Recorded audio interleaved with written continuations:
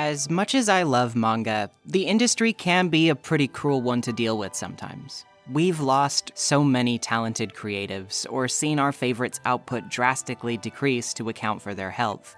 And of course, this doesn't just hit the Togashis of the world, this also extends to contemporary heavy hitters like Jujutsu Kaisen's Gege Akutami, who recently had to take a couple of months' break to recover his health. Suffice it to say, while we all have good reasons to adore manga as a medium, it's no secret that the process of making it is grueling, and sometimes it can be just as emotionally exhausting as it is physically. With the skill, work, and dedication required, it's sometimes a wonder that anyone chooses to make manga in the first place. And that choice is a monumental one to make, for those who feel in their hearts that they just have no other choice. An artist's soul is a perplexing thing. Regardless of the material conditions of the industries we work in, something compels us to dedicate ourselves anyway. And while I do unfortunately think that the mangaka sphere has suffered much worse conditions than they ever should possibly need to, it does still impress me how passionate and driven they stay despite that. It really makes you think, what is it that keeps them going?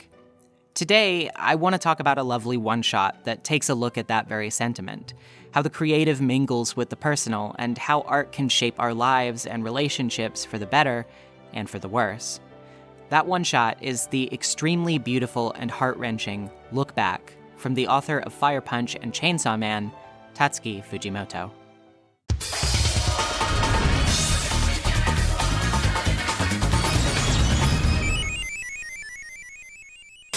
The story of Look Back is, admittedly, a rather simple one. Rather than focusing on the spectacle of demon battles or anything of the sort, it's instead about the simple creative drive of two girls.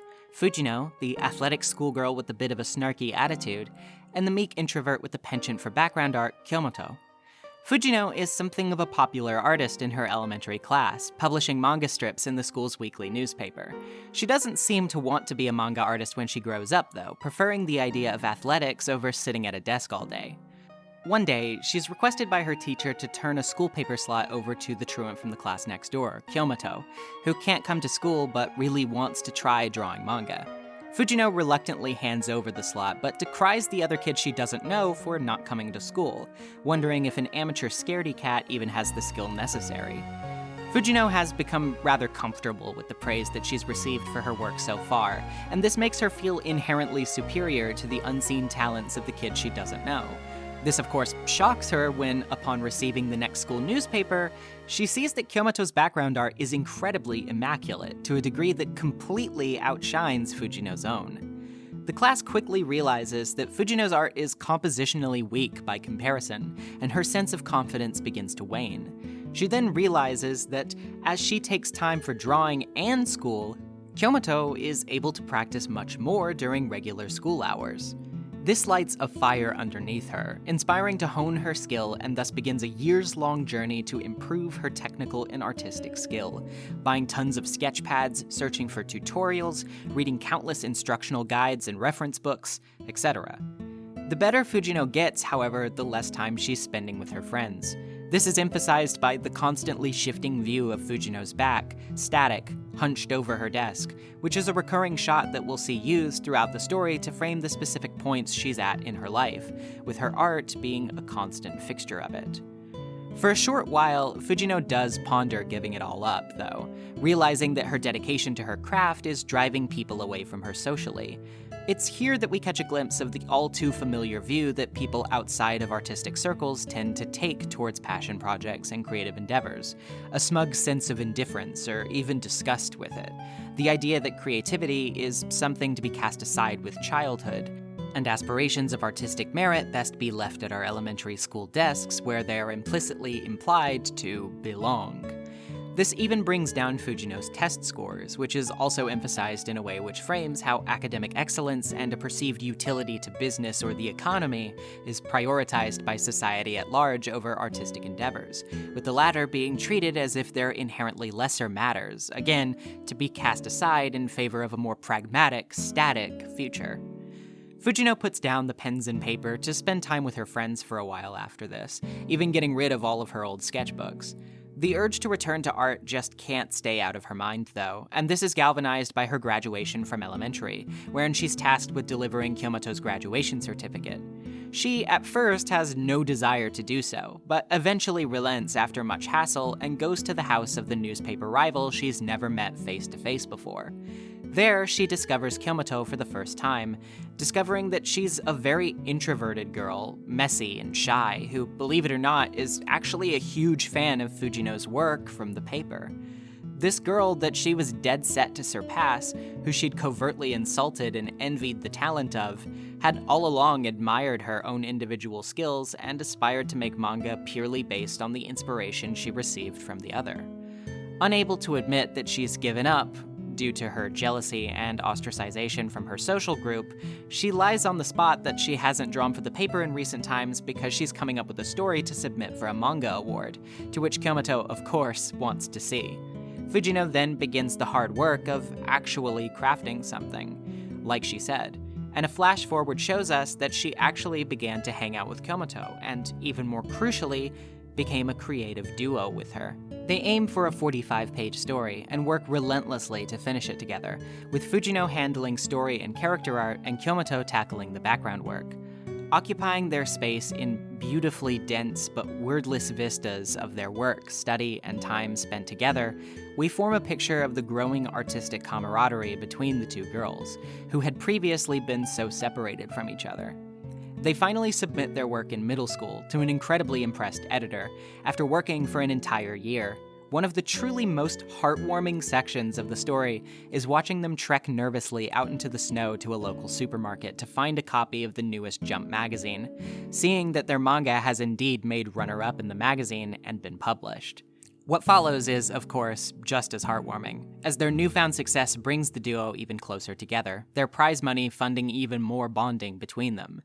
Kyomoto even admits that despite her fear of going out and seeing people, which is what motivated her previously long absence from the public eye, she had a really good time, and thanks Fujino for finally bringing her outside. The two become even closer, our constant fixed shots of Fujino's back and Kyomoto's profile intermixed with their various manga projects and study trips, emphasizing both the amount of time they've dedicated just to being in each other's presence, but also the kind of creative synthesis they've sunk into, pushing each other to constantly improve day by day while working together. Eventually, the editor-in-chief offers them a chance to draw a serialized series in the magazine, since they've published 7 one-shots by the time they're 17. There is a small problem with this, though, as Kyomoto actually admits her newfound determination to go to art school, which would interfere with her ability to contribute to a weekly manga. Though Fujino tries to appear indifferent, she clearly becomes upset, citing that Kyomoto will have difficulty on her own and that it would be easier for her to rise to the top with Fujino, the way she already has been. But Kyomoto has made up her mind. This isn't just about wanting to stop relying on Fujino, it's also about wanting to become a better artist for herself, too. So Fujino continues alone, and with the help of assistants, she creates her manga. It's a successful series that ends up doing extremely well, even receiving an anime adaptation eventually. But it's all without the creative partner who launched her into prosperity in the first place, and so the newfound success and prestige feels empty. The shots of Fujino's back distinctly lack the homely clutter and, most importantly, Kyomoto's constant presence from their backgrounds, as Kyomoto's background art has similarly disappeared from Fujino's creative process, so too has the liveliness and variety in the backgrounds of her everyday life. You'd think this would mean a natural step towards rekindling their friendship, however, that's where Look Back takes a truly harrowing and devastating turn. It's January 10th of 2016, and Fujino is drawing her manga as always, when suddenly she notices something unbelievably horrifying on the local news. At the Yamagata Prefecture Art College, a man with an axe began to attack people in the midday. He was taken into custody, but he ended up killing and injuring several people.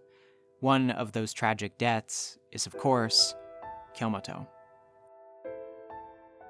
The news predictably devastates Fujino, who has to put her series on a sudden hiatus due to her extreme grief, which leaves her in a physically unwell state.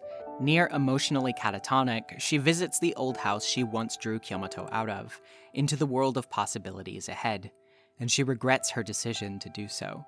She convinces herself that if she had never convinced Kyomoto to make manga with her, to come out into the world and express herself, that she perhaps would have never gone on to college and become a victim of such a tragic, senseless act. She concludes that drawing is completely useless, ripping up the drawing she originally used to coax Kyomoto out, with part of it falling to the floor and slipping underneath the door, much like it had originally when Fujimoto placed it there as a child.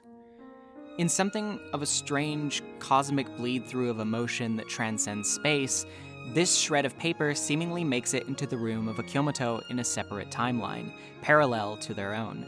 This young Kyomoto doesn't come into contact with Fujimoto, and thus continues to refine her artistic talent in isolation.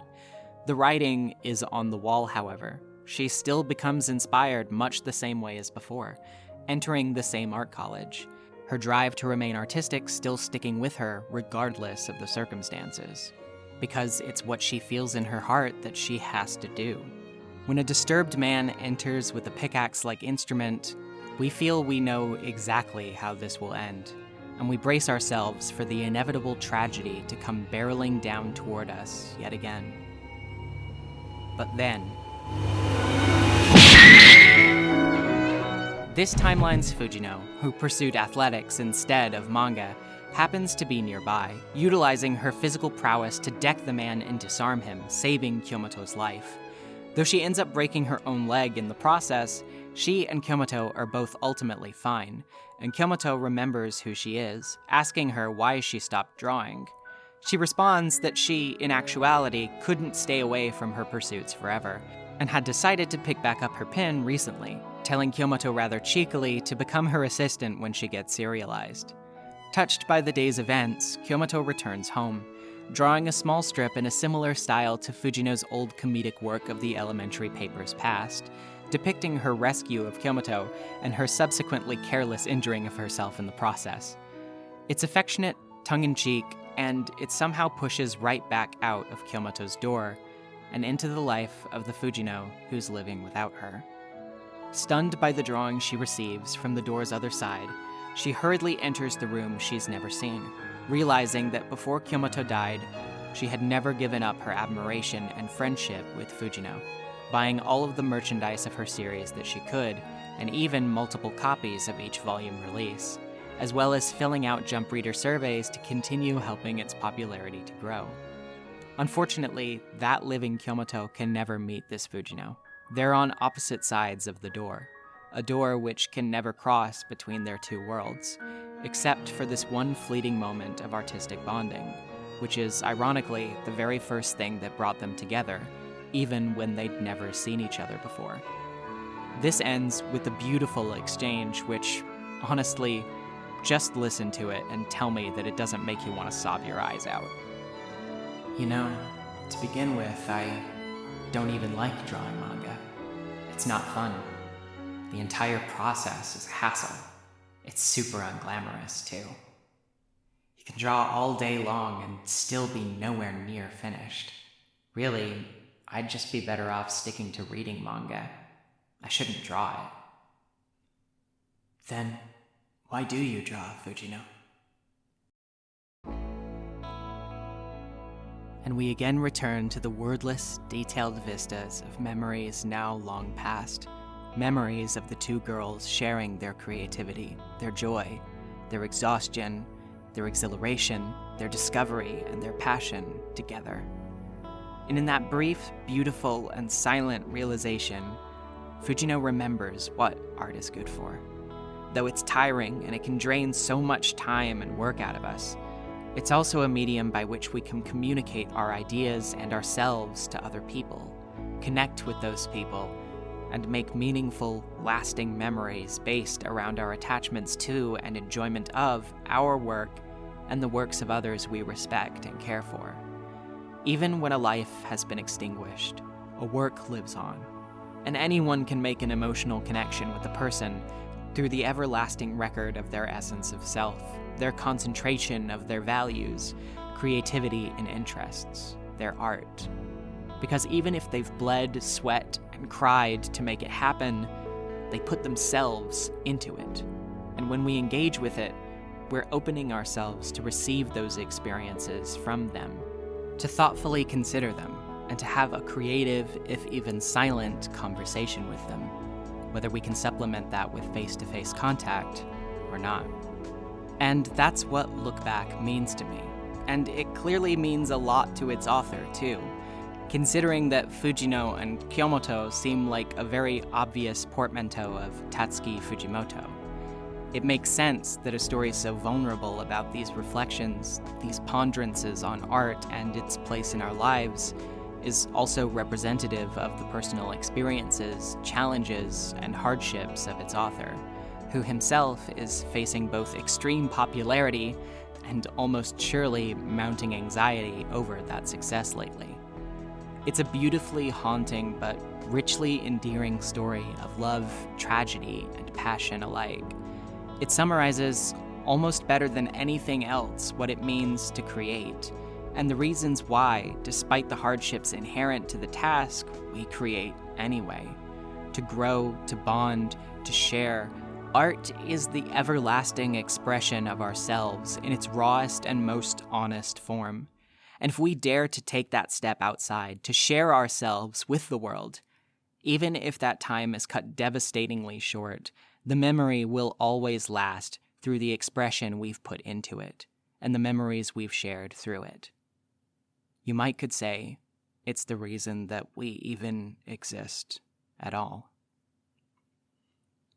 Hey guys, thanks so much for watching this one. If you could give the video a like and a comment for engagement's sake, that would really help me out, and a subscription never hurt if you haven't offered one up already.